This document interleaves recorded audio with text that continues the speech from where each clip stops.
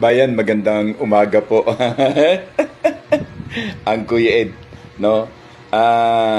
Apat na video ang ipinadala sa akin ng ating mga tropa, no?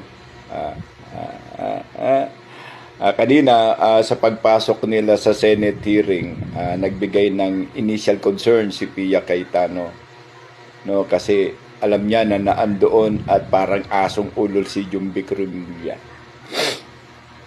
Maraming salamat po, Ma'am Pia Cayetano.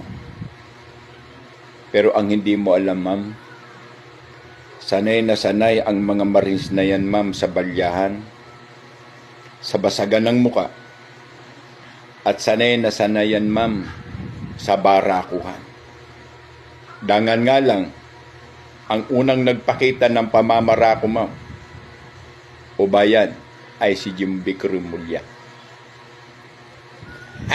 Nagmumukhang asong tanga, o asong ulol. Parang kinuha niya ang trono, ni Trililing na asong ulol. Hindi po namin kayo tatantanan. Hanggang ngayon sa monitoring namin, maging dito sa TV, maging sa computer, ay alam namin ang nangyayari. Yung pagkakaroon ng miss video, choppy, putol-putol, alam namin that is a diversion para hindi marinig o makarinig ang taong bayan sa hearing. Pero ang concern namin ay ang taong bayan, pero kami alam namin ang inyong mga senaryo. Alam namin. Pero siyempre, there is an advice, no, na naandyan na yung Marines eh.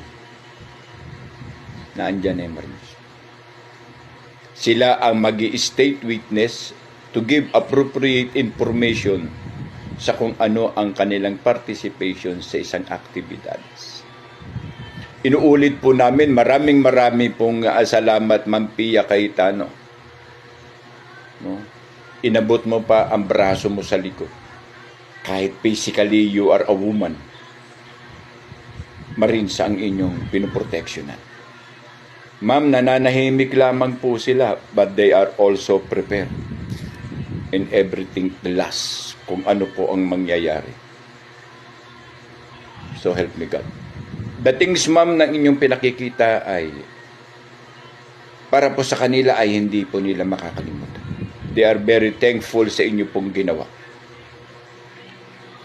Pero nakapasok na sila.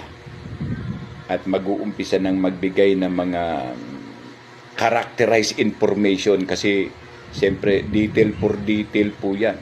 Ang bawat salita niyan ay magkakaiba ang oras at petsa dahil po detail yan.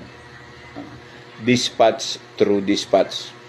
Muli po nagpapasalamat po kami at nakaantabay ang buong nasyon sa kung ano ang mangyayari sa hearing na ito.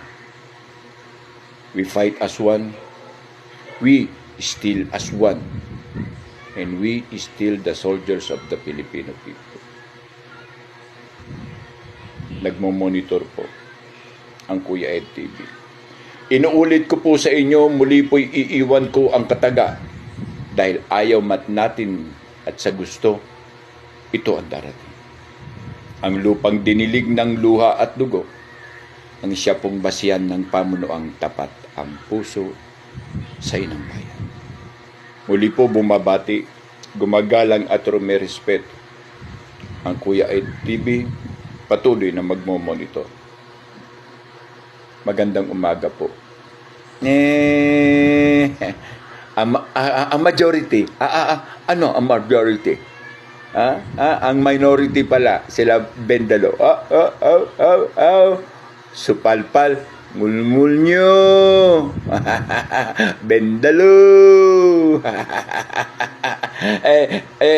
It Bulaga.